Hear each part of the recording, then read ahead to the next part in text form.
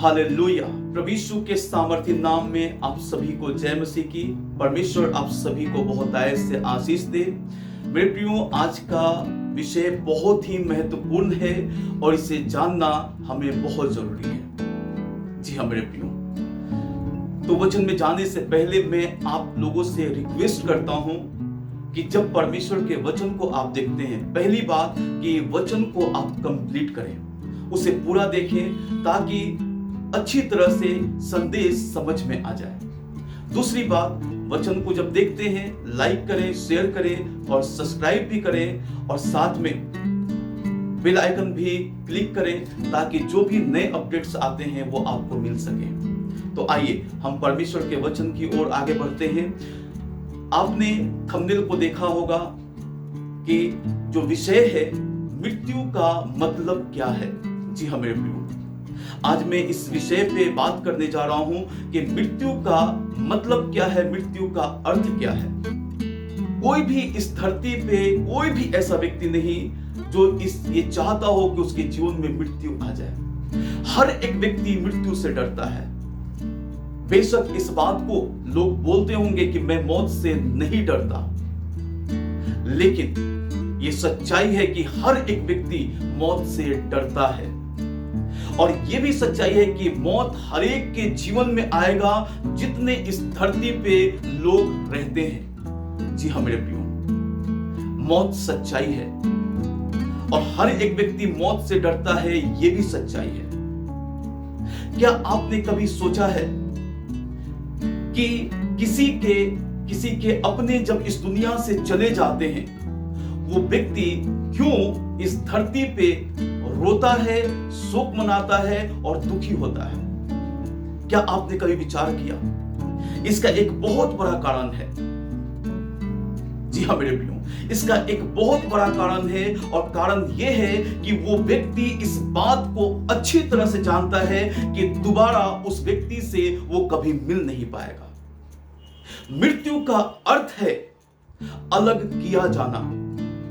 जी हाँ मेरे प्रियो, मृत्यु का अर्थ है अलग किया जाना। और मैं इस बात को बताना चाहता हूं कि यदि कोई इस धरती पे प्रभु यीशु के साथ में एक अच्छे जीवन को जिया है, उसने यीशु के नाम में उद्धार पाया है, तो निश्चय वो परमेश्वर के राज्य में जाएगा। जी हाँ मेरे प्रियो, निश्चय वो परमेश्वर के राज्य में जाएगा। यदि उसने इस धरती पे रह के अच्छे जीवन को नहीं जिया और बिना उद्धार पाए इस दुनिया से चला गया, मेरे प्रियो मैं कहना चाहता हूं, नरक के आग में अनंत काल के लिए वो तड़पता रहेगा, वो चिल्लाता रहेगा, बचाओ बचाओ बचाओ, लेकिन बचाने वाला कोई नहीं होगा। वो अनंत काल के लिए नरक के आग में चला जाएगा। लेकिन बाइबल ऐसा बताती है, परमेश्वर ने हमें एक धन्य आशा दिया है और उस आशा के द्वारा हम लोग जीते हैं इस धरती पे और उस आशा को हम हमेशा देखते रहते हैं।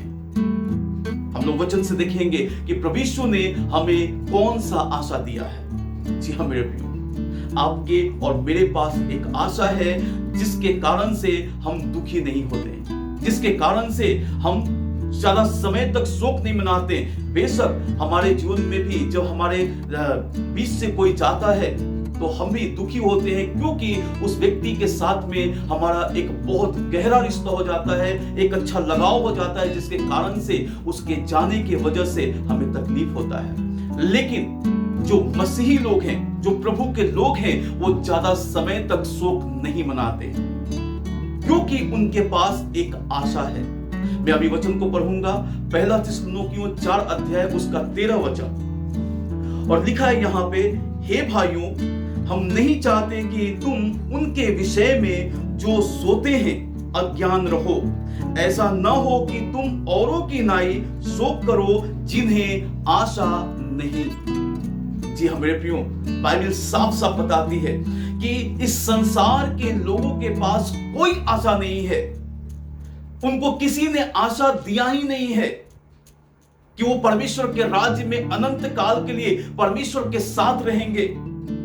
उनको किसी ने ऐसी आशा नहीं दिया है कि वे अपने प्रिय जनों से मिलेंगे जो इस धरती से उनके प्रिय लोग चले गए हैं, उनसे दोबारा वो मिल पाएंगे।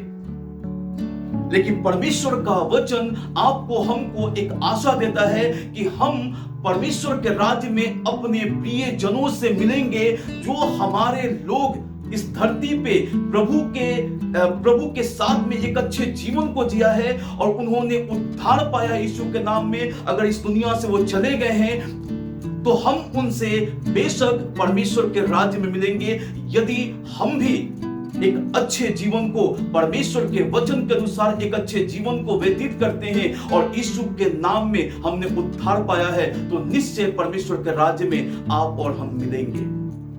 यह हमारे लिए एक धन्य आशा है।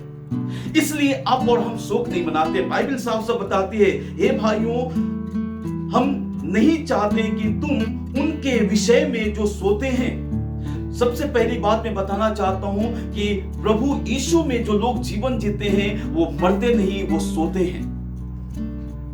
वो मरते नहीं, वो सोते हैं। और पौलुस इस बात को बोलते हैं, कलीसिया को ये शिक्षा दे रहे हैं कि हे भाइयों, हम नहीं चाहते कि तुम उनके विषय में जो सोते हैं अज्ञान रहो। हमें अज्ञान रहने की जरूरत नहीं, हमें अज्ञानी रहने की जरूरत नहीं। हमें आज इस बात का ज्ञान रखना है ताकि हम इस बात को समझ जाएं कि हमारे पास एक धन्य आशा है। जी हाँ मेरे प्रियो, लिखा यहाँ पे कि तुम औरों की नाई शोक करो जिन्हें आशा नहीं।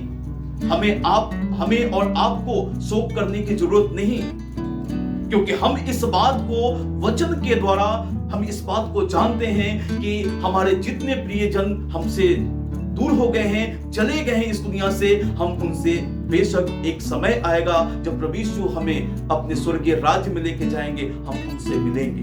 क्योंकि बाइबल बताती है, हम लोग देखते हैं यूहन्ना रचित सुसमाचार 14 अध्याय और 1 से जब मैं इस वचन को हम लोग पढ़ते हैं तो लिखा है यहाँ पे, प्रभु यीशु ने कहा, तुम्हारा मन व्याकुल ना हो, तुम परमेश्वर पर विश्वास रखते हो, मुझ पर भी विश्वास रखो। मेरे पिता के घर में बहुत से रहने के स्थान हैं, यदि ना होते तो मैं तुमसे कह देता, क्योंकि मैं तुम्हारे लिए जगह तैयार करने जाता हूं। और यदि मैं जाकर तुम्हारे लिए जगह तैयार करूं तो फिर आकर तुम्हें अपने यहां ले जाऊंगा कि जहां मैं रहूं वहां तुम भी रहो।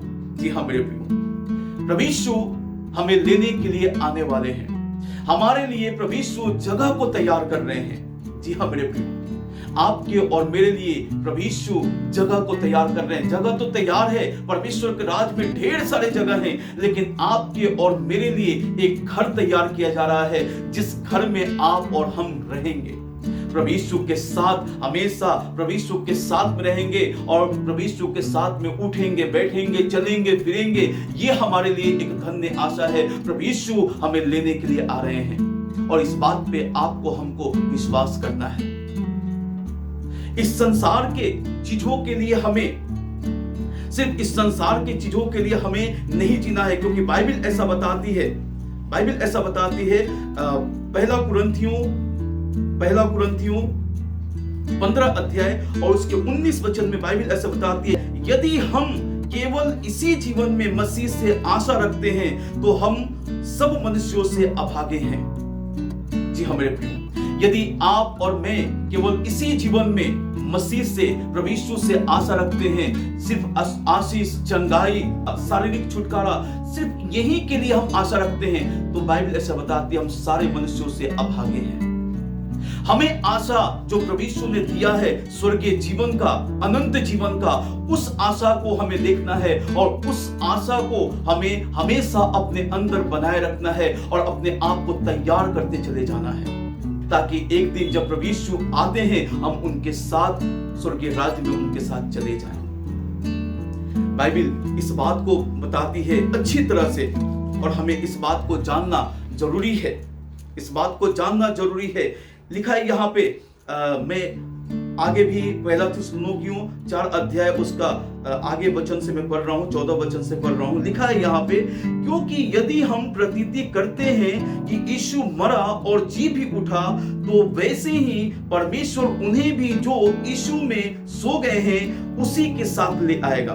क्योंकि हम प्रभु के वचन के अनुसार तुमसे यह कहते हैं कि हम जो जीवित हैं और प्रभु के आने तक बचे रहेंगे तो सोए हुओं से कभी आगे न बढ़ेंगे, क्योंकि प्रभु आप ही स्वर्ग से उतरेगा। उस समय ललकार और प्रधान दूत का शब्द सुनाई देगा और परमेश्वर की तुरही फूकी जाएगी, और जो मसीह में मरे हैं वे पहले जी उठेंगे। तब हम जो जीवित और बचे रहेंगे उनके साथ बादलों पर उठा लिए जाएंगे कि हवा में प्रभु से मिले, और इस रीति से हम सदा प्रभु के साथ रहेंगे। इन बातों से एक दूसरे को शांति दिया करो। बाइबल ऐसा बताती है। आपको और हमें, यदि हमारे बीच में कोई ऐसा व्यक्ति है जो उसके बीच से कोई प्रियजन चला गया है, उसे आपको परमेश्वर के वचन से शांति देना है कि हमारे पास एक धन्य आशा है। जी हमारे प्रियो, हम सभी परमेश्वर के राज्य में एक दिन होंगे, बाइबल ऐसा बताती है, और उसी आशा को आपको हमको देखना है। कभी आप दुखी ना हो, कभी शोकित ना हो, कभी परेशान ना हो। संसार की वस्तुएं खत्म हो जाएंगी, लेकिन परमेश्वर का जो दिया हुआ वादा है वो हमेशा के लिए है। प्रभु आप सभी को आशीष दे। सभी लोगों को जय मसीह की। परमेश्वर का अनुग्रह आप पर बना रहे।